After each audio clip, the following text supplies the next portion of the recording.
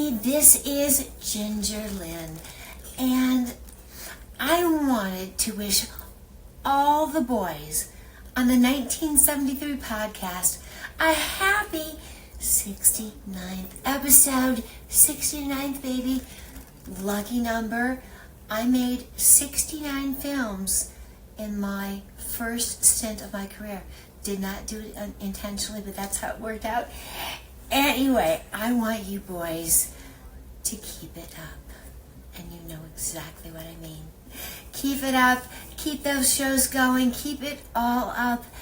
And, you know, I heard a rumor that you all, or y'all, grew up watching my movies or watched them together. And so I want to thank you on behalf of all women for learning to be a good lover. Films that were made in the 80s, especially my films, taught you how to do it all right. So you boys keep it up. Happy 69th episode. Have me back on your next dirty number one. We'll think of it. Anyway, congratulations, guys. Ladies and gentlemen, boys and girls, children of all ages, here we go. Episode, what is it, Ed? 69. Bill and Ted's favorite episode. So let's get right into it. We're waiting on Crystal Ball down at the bottom. He's trailing the play like James Worthy on the fast break. Oh, So we got a really, really good email this week, sports related. Ed, before we get going, we're going to have a special thing with Goon Guide coming up, so keep your eyes on that. And speaking of Goon Guide, let's hit this email. Go ahead, Ed. All right, this email is brought to you by goonguard.com. Check them out. There is a discount code 1973. Check out Andy. He's holding up the package. All right, so this one comes from Stanley from Texas. He goes, it's about championships. Fellas, in your opinion, who is the greatest player from all four major sports never to win a championship? Stanley, thank you. That's probably one of the best questions that we've ever had. So thanks for writing in, brother. Ed, could you read that email slow for Brad? Jesus Christ. Oh, yeah, sure. This is, Brad, we're going to move you up to the front. Start with the hockey, Brad. Start with the hockey. Is the greatest player from all Y'all want me to go first? four major sports. So You know, there are four major wait. sports. How do you think we should hit this? Should we go round table and do one sport at a time? Yeah. Probably 69. Probably 69 style. Yeah, 69 in it. Guy on the top, guy on the bottom. Ugh. That would be, and from the way mine are acting stacked, that would be Andy and Kristen. Yeah, I don't like that You guys want to matchup. lead us off? Hey, look, it's Gonzo. All right, we'll start. Let's go NBA first, seeing that we're heavy on the basketball as of late. Oh, I gotta find my NBA list. My first pick, NBA, Charles Barkley. That was the first person I thought of when I thought of the email. Charles Barkley is my pick. Thomas, who you got? I'm going old school. I'm going to go with Elgin Baylor. Woo! Okay, AC, that's your squad. You should have had that one. shorts. They said They said the question is the greatest player without a championship. Mm-hmm. Charles Barkley. Lights out. Elgin Baylor never won either. Chris, who you got? For basketball or for anything? What are we doing here? We're doing basketball. Follow along. Ed, move him to the front. Chris, you are now going to be permanently moved to the front of the class, brother. We're going to call on you every single time now. Come prepared, motherfucker. How? Watch your tone. Watch your tone. I don't tell me watch my tone. How about Tracy McGrady? More than Charles Barkley? I mean, I'm just trying to get something different here. Okay. There's no right or wrong answers. No Except when Brad gets talking. Okay. Ed, who you got? NBA. I'm going with Barkley, man. That was to go with you, Andy. That was the first person I thought about. I mean, I was standing in the hot shower tonight, and I was like, who should I pick? I was like, it was Barkley. Hands down. standing in a hot shower thinking about Charles Barkley. Gotta be man. episode Mental episode picture not 69. needed. I hope that soap was above the waist, Ed. Who you got, Brad? I like the Charles Barkley pick if we were picking the greatest basketball player to never win a championship turned announcer / analyst. So I went a different route. I picked Chris Paul, New Orleans Pelican alum. Dude is still actively playing. He is probably one of the greatest current basketball players on any roster. At the end of his career, sadly, it looks like he's probably never going to win a championship. 12-time All-Star, 11-time All-NBA. Chris Paul had a very great career. He did come close in 2021. Of course, they didn't win. So that's my pick, Chris Paul. Phantom, who you got? I'm going with mailman Kyle Malone. Paul Malone.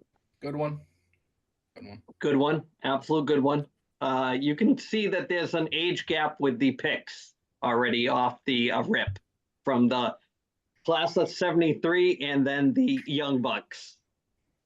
Oh, Yeah, me and Chris both picked pretty modern players.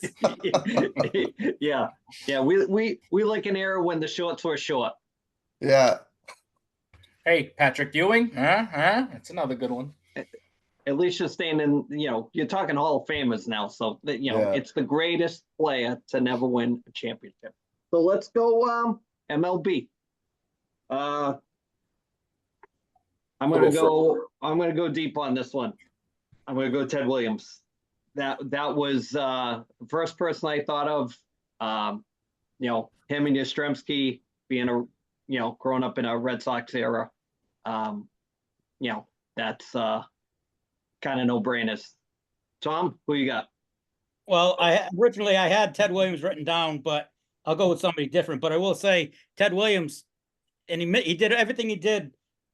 Had 521 homers, 2,654 hits, 2 Triple Crowns, 2 MVPs, 19-time All-Star, and he missed 3 years so he could go fight. Going to be a pilot for the Yeah. Marine Corps in Korea. Yeah. Yep. In his prime. So I'll go with somebody different. I'll go modern. I'm going to go with Ken Griffey Jr. Ooh, That's who I had as my honorable mention. You can tell the era when I actually watched it will be where my picks are coming from. So, Chris, who you got? I'm going to go with a guy that I grew up watching and thoroughly enjoying pitch against the Red Sox, even though he played with, I'm going Keith Kachuk style with the mouthpiece today, by the way. Even though he absolutely annihilated the Red Sox every time he pitched, and it irked me to my bone, but the dude was an amazing pitcher. The 2-time Cy Young, Roy Halladay. We all know his tragic end with the whole airplane crash and everything, but that dude was just an absolute beast playing for the crappy-ass Toronto Blue Jays. Ed, who you got? Baseball. Let's go. Nolan Ryan. That's Not true. He won with the Mets. All right, my bad. Well, Google it. Ed, I had to Google it. Ed, Okay. you want to pick another one? I have to go. If it's not Nolan Ryan, I'll go with Ted Williams then. You don't want to go Yastrzemski? Yeah. go Jim Ed. I go with Yaz. That's fine. All right, Brad. Man. Who you got? I'm going to pick this guy because I grew up in San Diego, California. We met him at the drive-through of a McDonald's. Ooh. He is a classy guy. We were me and my brothers, just 3 young pups, and we look over in McDonald's. This is what the world was back in the day. You can meet pro baseball players at the fucking McDonald's. Tony Gwynn, just waiting for his Big Mac. Yep. One of my favorites from when I was a kid. Yeah, absolute legend, childhood hero. We were, we lived in San Diego. It was, every time we were playing ball in the yard, every one of us wanted to be Tony Gwynn. Great baseball player. Phantom? Great guy. To you. You guys all had great players, but I'm going with the greatest baseball player of all time, my man, Barry Bonds. Damn, like he it. never won. Barry Bonds never won. Damn. Yep, that was on my list too. But I knew somebody else on this podcast probably would have him, so I wanted a little diversity in the picks.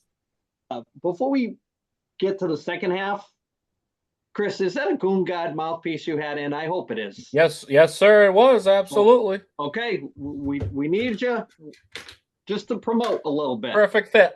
There you go. Perfect. Look at that. He was Ed? showing it up when Ed was doing the promo. He was showing it. I saw. Yeah. Fantastic. Let's go NFL. My pick for the greatest football player to never win a Super Bowl. I know I was right down the middle with this, but I'm going Dan Marino. And I got an Literally, all honorable- six of us were gonna say Dan Marino. I got an honorable mention on that. That was too. mine. That was mine. Want me to throw out the honorable mention? No, You're we gonna, all you're gonna have steal him. both my fucking picks, guy? Barry Sanders. Yeah. Tom, who you got? Well, you just gave both my picks, so I'm gonna go old school, and I'm gonna go defense. I'm gonna go with Jack Youngblood. He's been there a Nice. couple times, never won. Guy was an unbelievable player. I'll go with him. Nice. Dan Fouts. Good pick. Good pick, Ed. Because I was gonna go with Marino, but Dan Fouts would be number 2. I Yeah. was gonna go with Chris next, but you jumped right over him. So Chris, take your time. Ed stepped in front of you in line, pushed you out of the cafeteria lunch line, said, "Give me this slice of that shepherd's pie. Let's go." And then I went into his locker and I smashed his glasses. There you go. Who you got? All I know is I'm not going to pick someone that actually won a Super Bowl before. Okay, so Dan Marino was. I mean, literally, is there a better pick than Dan Marino? Barry Sanders. Let's go with the murder. Let's not say murderer. Alleged murderer himself, O.J. Simpson. Ooh, heavy pick right Bomb running back. Never won a championship. there. Ed, seeing that you jumped over Chris, you're going still Dan Fouts? I am. Okay. Bradford, who you got? I don't think Calvin Johnson ever won a Super Bowl, did he? Nope. Nope. Probably one of the greatest wide receivers in my generation ever saw. Completely obliterated his career with the Detroit Lions. And went on to be pretty successful in Dancing with the Stars, however. But no Super Bowls. Before we get Megatron. to the Phantoms pick, I got a question. Randy Moss, did he ever win a Super Bowl? Nope. Did not. Oh, not even with New England? There you go. Dude, That's the year they lost to the That was Giants. the year they lost Yep. in the Super Bowl and they lost to the Giants. There that you go. sucks. Just a little point to ponder there. Mm. Phantom, who you got? I am now, as an Emmitt Smith fan, this pains me to say, but probably the best running back I ever saw, Barry Sanders. Mm. It's a no-brainer pick. So now for the big sport, the one you all come to watch. My pick, greatest player to never win the Stanley Cup. Third all-time in points, Marcel Dion. That's my pick. I know there's plenty, but gotta go with greatest player never to win. Thomas, who you got? Well, once again, I had Dion, but I'll go with somebody else. Sorry, Leafs fans, don't want to rub any more salt in your wounds, but I'm going with Matt Sundin. Chris, who you got? Sundin is a great one. You got any Bruins player from 2011 back? Of course. I know who you're going with. I know who you're going with. I know I you're was Don't disappoint. Yeah, we all know. I was gonna go with Eric Lindros, but that's a big one. But I wanted to stay. I wanted to stay home. I did want to stay home. You're thinking I want to mention Cam Neely, which is a great one, but I'm still not there. I'm thinking the guy that I idolized. I had pictures all over my room of this guy, autograph pictures. I What? still remember the exact place I was in the day that my brother called me and said, dude, guess what? And I'm like, what? Buckwheat has been shipped. The Bruins just traded Joe freaking Thornton. And I shit. That's what I thought you were going to say. I literally shit my pants and cried at the age of 13. It was the worst day of my life. I love Joe Thornton. Always loved Super Joe. I so badly was rooting to see him win one even after he left, and it just never happened. I just wanted to see this dude hoist the Stanley Cup, and I feel bad for him. Greatest. I was always the big center guy. I like the assist man. I'm not huge on the goal scorers. I always liked all my guys were Adam Oates, Mark Savard, Joe Thornton. I like the playmakers. And that dude just like literally was having everything to me growing up and watching the Boston Bruins play when I was a teenager and really falling into hockey. And I would love to have seen him hoist one up. Yeah.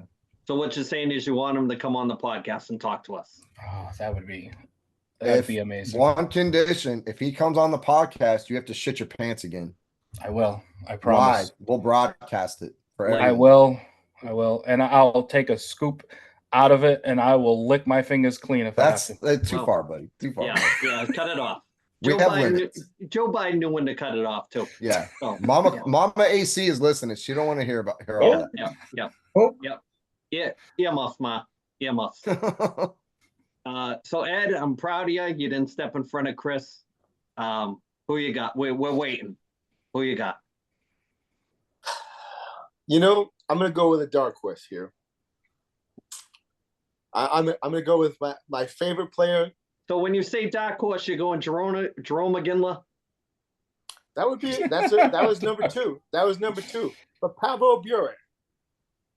Okay. All right. That's a decent pick. There he comes. The hockey guru himself. The man from Hazard County. Now, who you got? Me? Come on, Brad. Don't disappoint. I really want me to say? Sure. I don't know a single person y'all have said so far. Whew. So I Googled hockey players, and the only one I recognized, I don't even know if I'm saying this right. I do remember the guy. He played for the Nashville Predators. PK Subban? Okay. He's an analyst on the show. PK? On the broadcast. I don't know. I'll take your word for it. Okay. All right. All right. That was Phantom, I know who you're gonna pick. It's a poor choice. It's not a poor choice. Go ahead. Should be in the Hall of Fame. One of the greatest American-born players of all time. My man, right here, good old JR, Jeremy Roenick. So what you're saying is you want him on the podcast? Put him on the podcast. Hey, he's on my list. Should have said him. You'd have been right. JR's the guy. So now, are we wrapping up this email and moving on to more Air sports? Academy alum, right? Good. let me get one more thing. Stanley, was it? That was the guy's name that did this email? Awesome. Probably one of the best questions we've had. We could probably use up this whole episode on this. But I want to mention one out of the 4 major sports that we're not talking about. All right. It comes from my culture. This Portuguese, okay? Mr. Cristiano Ronaldo, okay? I've idolized that guy growing up. He's had ton of league championships. He's won the Ball d'Or winner 5 times, I believe. Euro title, 5 the guy's just amazing. And he still has not been able to get that World Cup, and he's probably not. I'll throw in an honorable mention from a coach, Don Cherry. Never won a Stanley Cup. There's my coaching pick. Grapes, legit. All right. So, Tom, last week we didn't talk about, staying on the basketball topic, we didn't talk about the passing of one of the great Celtics players, and I believe we won a championship with the Portland Trail Blazers also, Bill Walton. Thoughts on the passing of Bill Walton?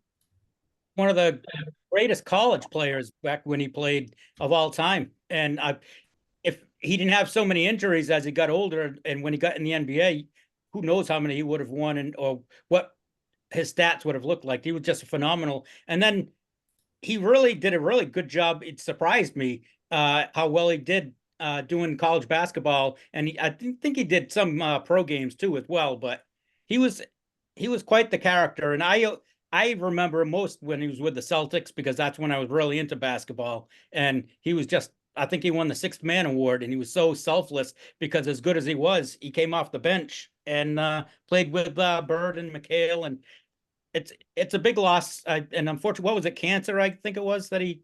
So just showed you it doesn't matter how much money you have. Cancer takes no prisoners. Yeah. Anybody else want to share any thoughts on the passing of Bill Walton? I think the thing that not enough people, I don't know if they know or don't know, but I guess he had like a really, really bad like stuttering problem, and to end up being like a TV analyst the way that he was to overcome that after take away like his greatness of his playing career. But the guy had just a successful post post career and to know that he had like a speaking disability and to end up being on TV for as long as he was is pretty outstanding.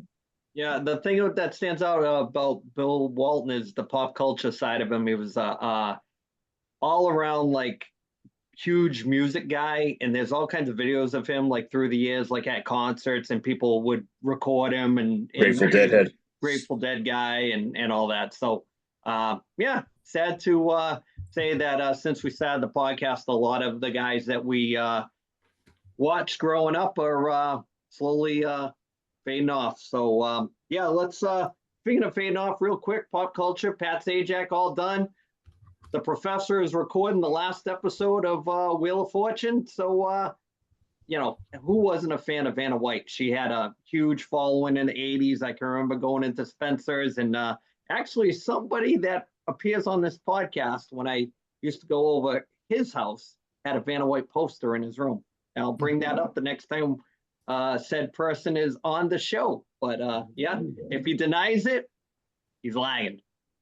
Thoughts on it, Professor? Give us a little Wheel of Fortune. Guy, he's a pop culture icon, really. I mean, he's been around, I don't know how many years he did it, 20, 30 years. I mean, it just shows you that everything's changing now with he's leaving. I don't know how it's going to be the same with Ryan Seacrest, but we'll see how he does there. But not the same. Had Alex Trebek leaving, and actually tonight on his last three guests, he had Vanna White as him, and she was on as a contestant, and then he had the two Jeopardy hosts, Ken Jennings and Mayim Bialik, were on there. So when you think you got one of those for me? When you think Chris just chomping on gum. Go. I mean, pass them around, bro. When you think our generation, the big three of probably game show hosts is probably Bob Barker, Pat Sajak, and Alex Trebek. That's your big three of probably our generation. So Pat Sajak, another end of an era, and just tells you we're getting old in the nicest possible way. So let's talk some sports. Let's keep it going with you guys were tuned in to the NBA Finals, and I was not. I believe I was not much watching. of a game. Yeah. So who wants to bring us up to speed on the Celtics?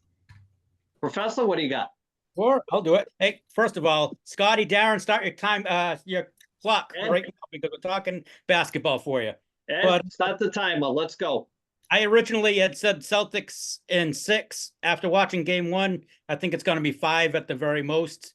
They just came out, and I'm so impressed with Joe Mazzulla and his. I don't know if they had Brad Stevens and Van Gundy helping them out with some of the game planning, but their game plan was spot on. They did perfect defense. I mean, they did the old school Celtics where they let Jordan. Back in the day, they let Jordan score his 30, 40 points, just shut down everybody else, and you still win the game. That's what they did with Doncic last night.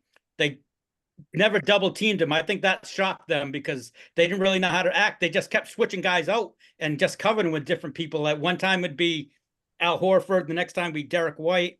And I mean, he did well. He scored 30 points, but they shut everyone else down. And Kyrie had a horrible game shooting wise. He can say after the game, he didn't think the crowd was that loud, but it seemed to affect him. I mean, I think it was something like 6 for 23 or something shooting, and a couple of his shots hit the side of the backboard. It was so bad.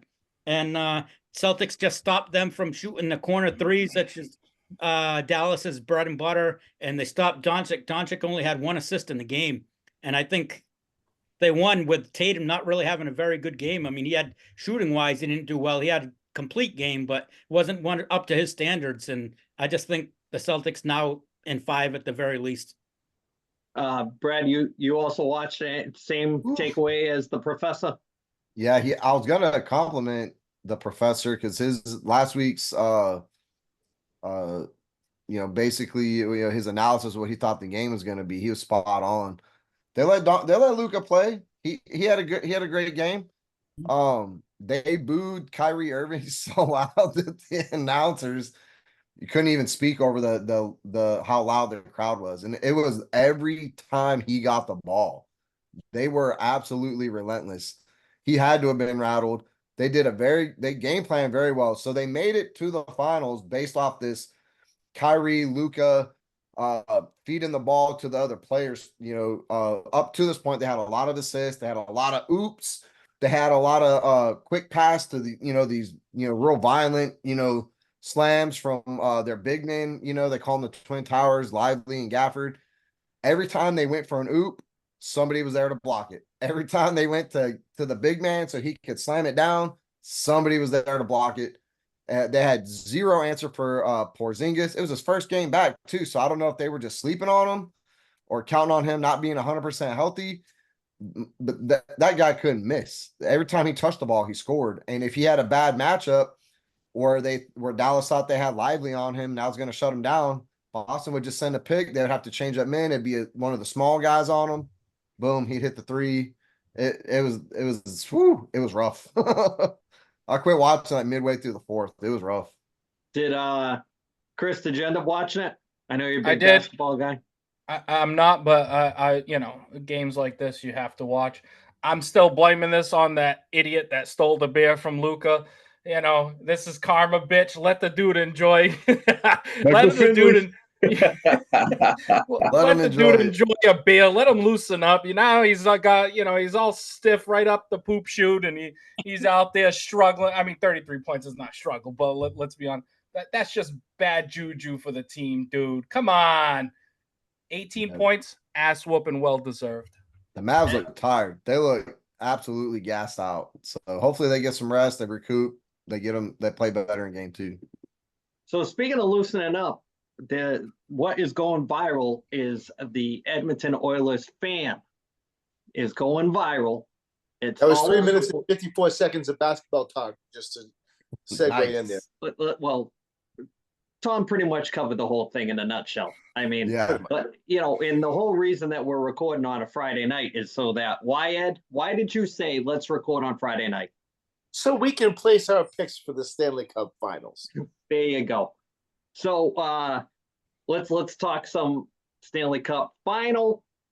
I don't know how many weeks we're going to get left out of the hockey. Probably this week and maybe next week, and then we'll be on to our summer festivities. So, Ed, you have the floor. Let's start with what do you think is going to happen starting tomorrow night?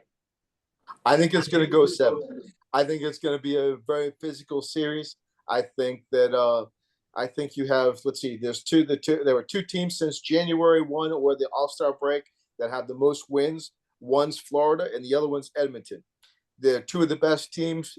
Both goalies are hot. Both goalies' save percentage, if I remember correctly, have gone up through each one of the series that they've played in. And now we're pretty much working. Both teams are going to have about 6 days of rest, 7 days of rest. Everybody's going to be a little bit more refreshed, all those bumps and bruises. Talent-wise, I think that from skating and passing and that type of thing, I think Edmonton has a little bit of an edge. But my brain just tells me Florida, because they're muckers in their grinders. And to go back to Andy's point of many, many weeks ago, the sandpaper theory, I think Florida's going to do it in 7. There you go. So, Tom, write these picks down. Oh, yes.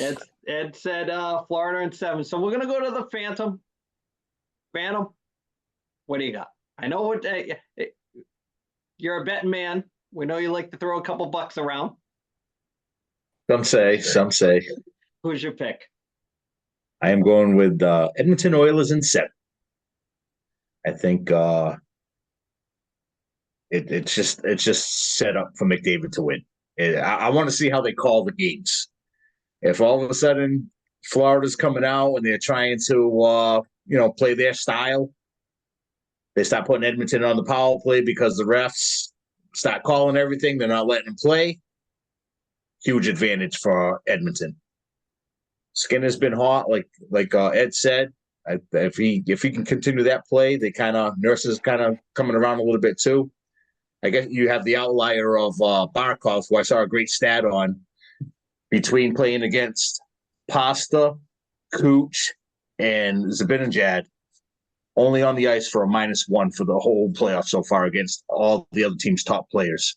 So he's going to be going against McDavid. McDavid is definitely better than the 3, but if he doesn't have to stop him, but if he can keep him in check, that might lean things a little bit towards Florida. But then you still got Leon on the other line, and we'll see what Bennett can do with him.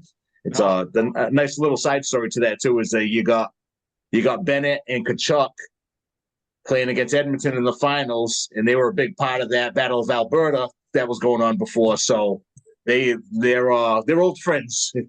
So that'll be interesting too. But if you look back on it too, the Oilers always ended up beating Calgary, so they kind of have their number a bit. So I'm going Edmonton.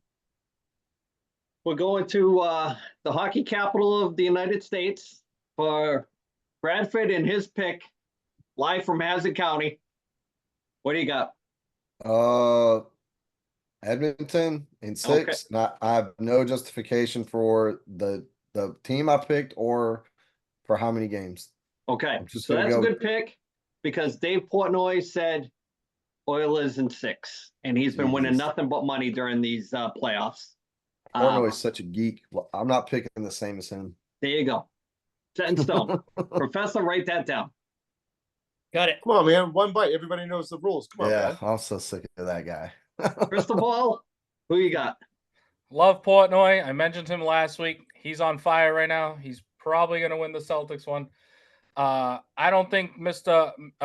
David and Mick Seidel is going to be able to put up with the punishment that the Panthers are going to send them. I also think Stuart Skinner's mustache is going to weigh him down in the crease, and he's going to fall flat on his face. I am not a fan of mustaches. And we're going to go with the Florida Panthers in 5. Says the man with a beard. It's not a mustache, bitch. Next week, we all need to have mustaches just for Chris. Oof. Get the Austin Matthews stash going. That's another one. Like, what are you doing, dude? Shave that thing off. Come on. Oof. Don't make me throw a Klondike bar at you, bro. So my pick is kind of eclectic with this one because, I really want to see the Panthers win just because I love that style of hockey. Their road to get there has been harder than I feel the Oilers. They beat really good teams to get all the way there. It'd be kind of anticlimactic to go 2 years in a row and pull a Buffalo Bills where you don't win. I think they're healthier than they were last year, and I think they're going to do it. So I'll be wicked conservative with this one and go Florida in 7. So even though I'd like to see them finish it out quicker, I still think that this is the best series that Bob Roski has been, not the weaker goalie going into it. I think he's actually better than Skinner going into it. So for once, I think, like the Phantom said, it's all going to come down to the calls. If they're already setting the tone where the referees are kind of willing Edmonton to win, then it's going to be tough for them. But if they can, everybody thought that when they played Tampa Bay that it was going to be a struggle with them getting Tampa Bay on the power play. So much for that theory. So kind of the same kind of setup. So Professor, who you got? First of all, this is my pick of the week, so I'm going to do my promo. Tom Shitty Picks is brought to you by Tom Shitty Picks is brought to you by Brock Street Brewing Company, located at 244 Brock Street South in Whitby, Ontario. Everything they brew is in-house, including their beers, seltzers, vodka sodas, and the hard iced teas. So if you're in the Whippy area, go check them out and tell them the 1973 podcast sent you. All right. Edmonton, Florida. Florida's depth of 4 lines against McDavid, Draisaitl, and Hyman. I'm going to go with Florida. The big key is Florida has to stay out of the box and can't let Edmonton get on the power play. That power play is too strong. But I think the Panthers will grind on them with 4 lines, and they're going to wear them down. I think the big key, I don't want to say it's a key, but a lot of those Edmonton guys haven't been there before. There's a lot of pressure. They've got the whole country of Canada. The pressure's on them. They haven't won no Canadian teams won since what, 93? I think there's a lot of pressure on them. I'm going to go with Florida in 5. Ooh, wow. Gentlemen sweep. Wow. Bold The statement, gentleman's Thomas. sweep. Me and Tom think Wow. the same. There we go. It starts tomorrow night. There's no I think they got it set up where there's no confliction with the NBA, but I mean if they were smart, that's the way they would do it. But what am I? So let's shift gears and start talking some wrestling. Sports Talk is done for this week. So before we get going, I want to ask the panel, what did you think of the intro last week with the American Dream? Who wants to take that first? I think it was funky like a monkey. Ed, what did you think when you saw it? I thought it was great. It was perfect. Phantom? Wasn't surprised. I was like, what the hell is this? Well, if you know, he does the Dusty Rhodes impersonating. He's all over social media. His name's Mike. Really cool guy. Happened to come across one of the reels on the podcast on Facebook and kind of went from there. So, friend of the show. I told him we would get him on one week to talk some wrestling, maybe over the summer. Should be kind of fun. So yeah, just wanted to mention that before we talk.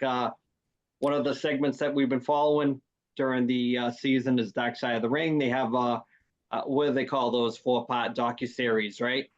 On Who Killed WCW. I think it's produced by The Rock. Ric Flair was a little hurt that he wasn't asked to be on it. I can honestly say, not that I was a huge Ric Flair fan growing up. I think it's a shame that he wasn't on the show. I think at least he could have added some kind of insight to it because he was there for the whole run. Ed, thoughts on the series? From what I saw so far, I thought it was pretty good. There are certain things I didn't know about Eric Bischoff that came to light in that first episode. I didn't realize that he had worked for Vern Gagne for AWA before he came in there, and I didn't know he was the way that he was offered the position with Ted Turner. And being a fellow sales weasel like him, I can appreciate, hey, somebody gives you an opportunity like that, you'll figure it out as you go along. So I think he did a good job so far. I thought the documentary was interesting. It was entertaining. It seemed to really flow pretty quick. I really don't like how they're breaking it up into 3 or 4 episodes. Something that they could have done in 4. It's something that they could have done in 2 nights. So I thought it was pretty good. And there were certain things I didn't realize.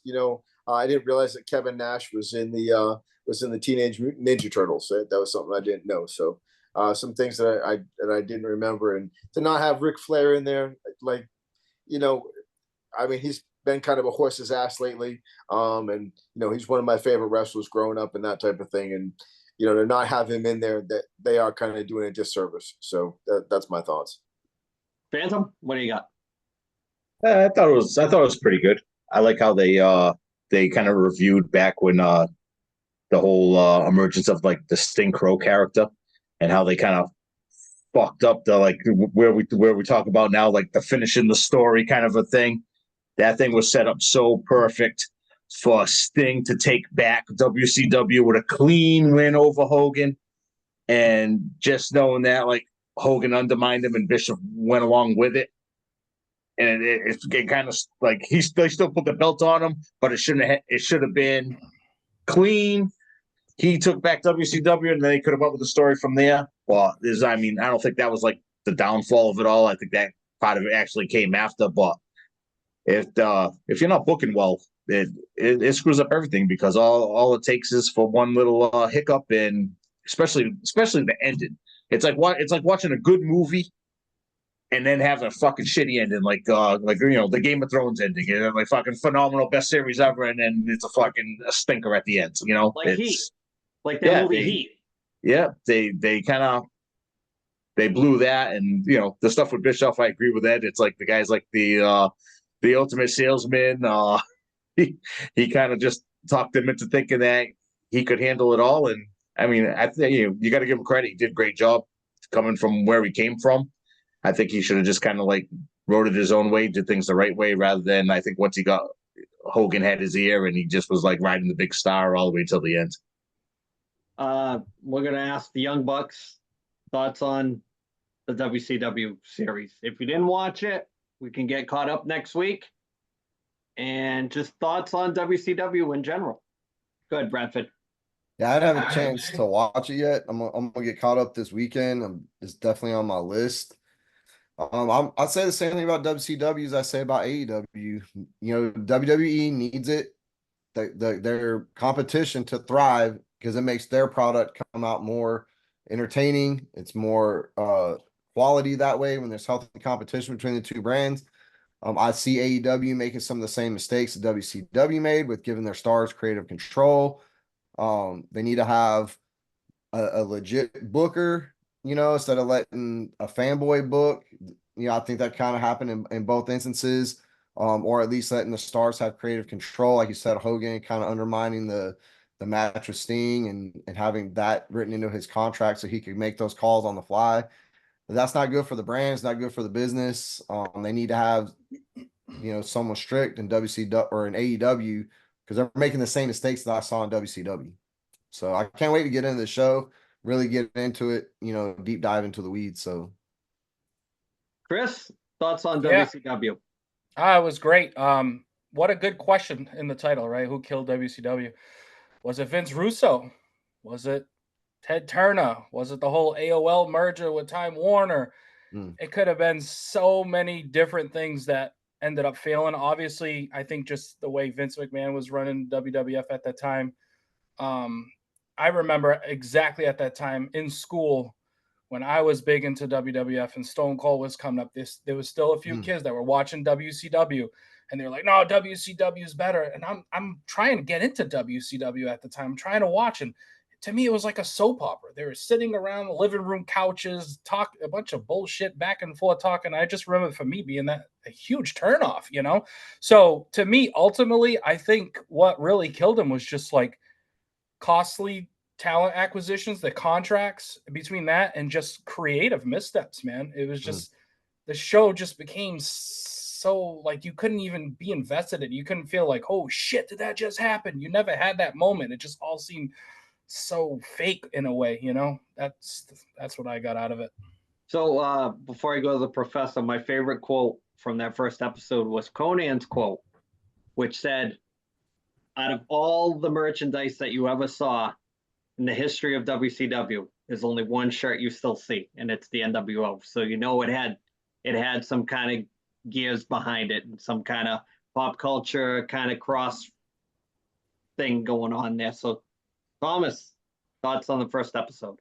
Well, let me just say that I was going to mention Conan. I think he's going to be great as the series gets going, because he's one of those guys that he doesn't give a shit who he pisses off, and he doesn't care if he burns any fences or anything, and he's going to speak his mind. So I think that's going to be really, really cool to see somebody. And they've got a few different voices on this one, where usually some of these you see the same guys talking. At least it seems like they're going to have some different voices on here. So I'm looking forward to it. And there was a couple things I didn't realize. Like I didn't realize Sting was supposed to be the third member of NWO, and he didn't want to do it. So that's when they ended up getting Hogan they signed Hogan to come in and do it. But I didn't realize that. But it goes along with Sting's, I don't want to say his character, but I mean, he never a heel, I don't think. So I mean, that I found interesting. Yeah, so it's going to be 3 more episodes. They're going to get into it with Russo. I still see sound clips from Medusa's coming on. I like that they got Kevin Sullivan. We just mentioned him last week or the week before that on the podcast. There's still so many guys that they should have reached out to and got a few different, guys that were a little bit, and they didn't even talk to Bret Hart yet. And he's got a couple good FUs in there too. So speaking of guys that speak their mind, it's time for Thomas, the tinfoil hat. Hold on. I got one more wrestling note I'd like to mention. I don't know if you guys have heard, but the whole Vince McMahon, Janelle Grant, is that her name? Mhm. The federal government has asked Janelle Grant to pause her lawsuit because they have their own investigation into McMahon and some stuff going on. So they don't want to have the two collide. So they've asked her to pause her lawsuit, and she has. And another thing is another former star has come out, and it's Missy Hyatt. And she has come out, and she's actually volunteered. She's spoken to Janelle Grant's lawyer, and she's volunteered to testify both for in that lawsuit and for the feds, because she talks about an incident that happened when she was there, and supposedly when she was working with them, they all went out. She said her, Vince McMahon, she mentioned Mean Gene. They all went out, and a couple other people went out for drinks and dinner. And she said that at one time during the dinner, she said Mean Gene spills his drink on her, and she said afterwards that Mean Gene told her that they did it to see how she was going to react. So I guess later on in the night, she went back to a hotel room, and a few minutes after that, she gets a knock on the door, and it was Vince McMahon trying to get into her hotel room, and I guess he tried to force himself a little bit on her. She kicked him out of the room, got him out of the room. Well, 2 weeks later, they fired her. So she has come forward now, and she's ready to testify, I guess. Wow. And maybe a Hall of Famer. Maybe she never got in the Hall of Fame. So I want to be surprised if a lot of these chicks start coming out of the woodworks and saying that if that McMahon did something to him, even if he didn't, just pile on. Yeah, you never know. The plot thickens. No, not that he's not a scumbag, but it just kind of make like Missy Hyatt like fuck off. high moral compass, right there. Yeah. Tom, want to take us into the tinfoil hat? Okay. Brad's tinfoil hat conspiracy of the week is brought to you by the 1973 Podcast Store. Check out both stores at either www.bonfire.com/store/1973-podcast-store/ or our other store at spreadshop.admin /spreadshirt.com/1973-podcast/. Or the easiest way you can do it is we're going to have a QR code up here when this gets downloaded, and just take that and click it, and it'll send you right to the website. Or if you're really slow. Hey, Tom. Go ahead. Yes. Can you repeat that again? No. I really don't have it right now. No. That to write that down took longer than the NBA talk. Between the two shops, we have t-shirts, sweatshirts, hats, cooking aprons, tote bags, and mugs. So go check it out and support the podcast. You said mugs, not jugs, right, Tom? Yes. Okay, just to be clear. You can't afford the jugs. No, not even close. Not even close. Bradford, the floor If there was more jugs, I would have came on earlier. Yeah. Yeah, jugs. Chris would show up on time. I'm not into that. Oh my God. Oh, my goodness. Bradford, can we get serious for a moment? I'm gonna try my hardest. Also, I'd like to thank the fans for voting Tinfoil Hat the most popular segment so far on the YouTube poll. So if you haven't voted yet, go in and vote. Make sure you vote for Tinfoil Hat so I stay on top. Oh, that was you, your wife, and your son. I've been a long while again. Hey, Yeah. he only got 2 votes. Shut up, man. Somebody said, hell no, I'm not voting for that. He threw you Y'all right let me under the sell it bus. for 1 second. Y'all give me 5 seconds. Let me sell something, all right? Wow. I didn't think Tom had it in him. He's such a nice guy. He just fucking threw you right You guys under are the killing the bus. illusion here, man. Right, Come right on. now, right now, Brad's voting for himself. Ed's like, we got a poll. Pretty much, yeah. Man, I It's had used this to the whole pitch poll. What are you going. talking about? I had this great pitch, this great lead in. Y'all just can't let me have nothing. That's what it is. That's We what it can't is. have nothing nice All around here. Stars guys. can't You know that. win. The Mavs are struggling. Y'all just can't let me have anything. I get it. Okay. We can't No, let we you can't have have anything. nice Your around here, favorite brother. Disney movie is Song of the South. Whoa, no, it is not. Woo. No, sir. It closed the whole ride down. No, that is not my. Hey, where's the legal team? Disclaimer: not my favorite Disney movie at all. Not even close. Oh my goodness. Okay, let's move on. This week's foil hat. Let me introduce technology to these old folks and share this. It's very interesting. All right. Can y'all see what's on my screen? Yep. And So this is the Leviathan conspiracy theory. So it's a biblical beast. It rises from the dead. It's supposed to be a symbol of like the end times, the end of the world. So some really smart people got on Google Earth and they found this image. Basically, it's like the northern tip of Antarctica where it hits Argentina and Chile. This looks like a giant snake's head. Am I right? You guys can see the eyes, the snout. These are actually the Sandwich Islands. And if you get really deep into it, it actually looks like a snake's body is coiled. You can see like the outline, like it's coiled all the way around Antarctica. So it's really interesting. A lot of folks looking at it. Also, there's like a shit ton of research stations on Antarctica. Pretty weird, right? How much research does it take to find ice and snow and cold? There's a shit ton of research stations down there. But the Leviathan theories, this isn't just like my whole bit. This is only the first part of it. So during the solar eclipse that just happened, like the day after, a wind and wave forecast tool started showing a very large anomaly on their wave forecast. And a lot of people started saying maybe it was a Leviathan. So the website is called Vent2Sky. So let me see if I can pull that up real quick so y'all can see it. It's really interesting. Let me move this over. Well, maybe not. Why is this toolbar up here? Oh, I moved it. There we go. So this was the forecast tool. So right after the solar eclipse, there was this huge, they call it the blob. It showed up once. Everybody freaked out. It was showing like 50, 60-foot waves.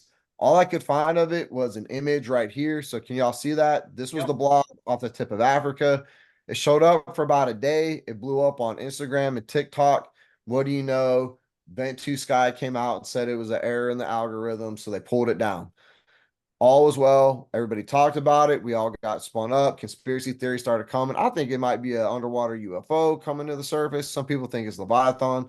Anyway, it disappeared. It fell off. Nobody cared. Until recently, it showed up again. It has actually showed up multiple times. They keep saying it's an error in the algorithm, and it's gotten so popular with folks and conspiracy theorists that Vent2Sky had to pull their whole site down for a couple of days to try and fix it. So I don't know. You guys tell me what you think. I think it's pretty compelling. Can't really miss an anomaly like that. And for them to say it's just an algorithm error and then it happens repeatedly, I don't know. I have some questions. And the whole snakehead thing, really threw me for a loop. So I'll let Tom kind of dissect it there. I know he's chomping at the bit. No, this was a good one. I like it. Yeah, nice. I'm just No. glad that when Brad went to the Google Maps, there wasn't a Pornhub tab in the top. I have to sanitize the desktop before we get going. Good man. Good man. Thomas, what are your thoughts? I like he put up a compelling thing there. I have nothing to say on it. I agree with him. It is pretty interesting. I might have to do a little research on it. So are you thinking that that's a underwater like UFO, Brad? Is that the thought on that? I Because think that's a pretty good size. I think at one time, like we would be insane to think there weren't giant creatures of some sort. We have petrified mountains that look like tree stumps. We have petrified rock that looks, there's a formation in Thailand in the jungle. It looks like three whales swimming. But they just call it Whale Mountain. So I think at one time there were probably some giant creatures, and that explains the snakehead around Antarctica. As far as the anomaly goes, I don't think it's that far removed to say that maybe that would be like an underwater UFO coming to the surface. I mean, we have not even begun to explore the depths of the ocean. NASA started as an underwater exploration organization, and then they gave up on it for some reason.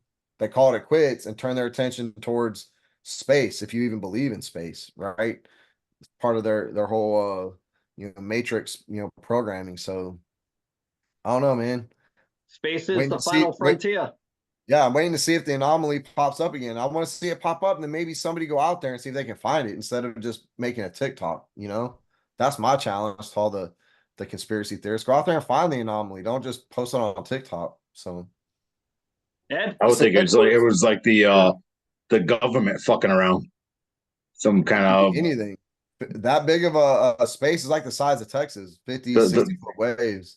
the stuff that they say like comes out of Antarctica. You never know what Oh, kind of weather shit or some kind of stuff that they're messing around with. yeah. I'm surprised at how many research stations they actually have in Antarctica. It's a lot. And then they're also saying like whatever this anomaly is making sea life go crazy. In particular, orcas, killer whales. Killer whales for the last year or so have been attacking yachts, like in the Mediterranean and off these like really ritzy like seaports. They've been sinking yachts, full ships essentially. And then recently, 20 or 30 of them just washed up on sea and were like screaming. Is the best way to describe it. And everybody was freaking out. They couldn't figure out why they're screaming and how to get them back in the water. Like they refuse to go back in the water. So folks are starting to say like, well, if the Leviathan is coming, it's freaking out the sea life. So I don't know. Chris, you look like you were right on the edge of your seat watching that map. Yeah, man. So a lot of information to take in. I blame the anomaly or whatever it's called on the aliens. I blame that on the aliens, and that serpent-looking thing is definitely my homeboy Santino Marella with the Cobra. That's what he's Ed, you want to add to that conspiracy theory? Well, I mean, first and foremost, maybe it's the Legion of Doom. Oh, ooh. Meanwhile, I mean, it could be. I mean, you never know. No, I do find it. Don't forget, they're both dead. Well, there we go. That's the wrong Legion of Doom. That's the wrong Legion of Doom. What's the Legion of Doom I was talking about? But yes, I close but wrong at the same time. Yes. Good pull, though. Now, I will say that it is very interesting that from the standpoint of that there's so many research centers down in Antarctica. That's very odd. Brad, there was a treaty that was signed, wasn't there, back in like the in the middle of World War I or something, that that there would be no militarization of Antarctica. Isn't that correct? So I think that there's a lot of things that we don't know. I think there's a lot of things that, as general population, we probably shouldn't know about. And to circle back about the thing about trees, like the gigantic trees and stuff like that, for anybody to think that we're like the first society to be here, I think you're wrong, because if you look at the pyramids and you look at in Egypt and in Central America and South America and in Asia, they're gigantic. And with the technology that they allegedly had back in those days, you can't do it. And so I think that, you talk about the giant people and stuff like that, not to go all biblical and stuff like that, but, David versus Goliath. Goliath was one of the big people, and allegedly, there were still quite a few of them kicking around and that type of thing through, the 1700s and 1800s. And at pretty much the turn of the century, the big people were, no longer alive. Also headline WrestleMania 3 with Hulk Hogan. There you go. Right? Hall of Famer. There you go. Yeah, absolutely. Real quick, before we move off the conspiracy theory stuff, did you? I'm pretty much talking to Brad, but it's an open one. Did you see that story about that marine biologist with the big cage that he found off the coast of Maryland? Did you ever hear that story?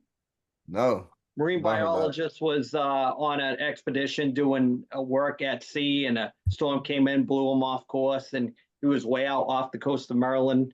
And when the storm passed, he had noticed under the boat that there was this cage under the water. And he put on his scuba gear, went down, starts looking at this cage. It's like, wow, this thing is massive. It's like as far as I can see one way, as far as I can see another way, and as far down as I can see.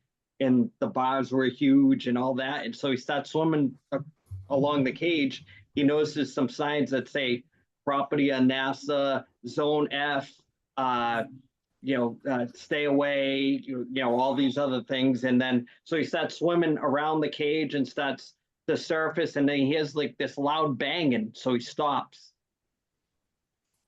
So he's looking, and the water's murky. He can't see through the darkness of the ocean or whatever. So he submerges along the side of the cage going up towards the boat.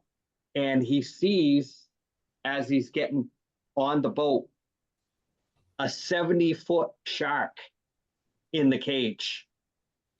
He goes back, gets his buddies, and 2 weeks later he had mapped it via sonar where it was gone when he went back. Kind of a crazy story. This was like 25 years ago. So yeah, I mean, what does the X-Files used to say? The truth is out there. So yep. So speaking of the truth, Thomas, going to bring us back, talk some album of the week. Let's go.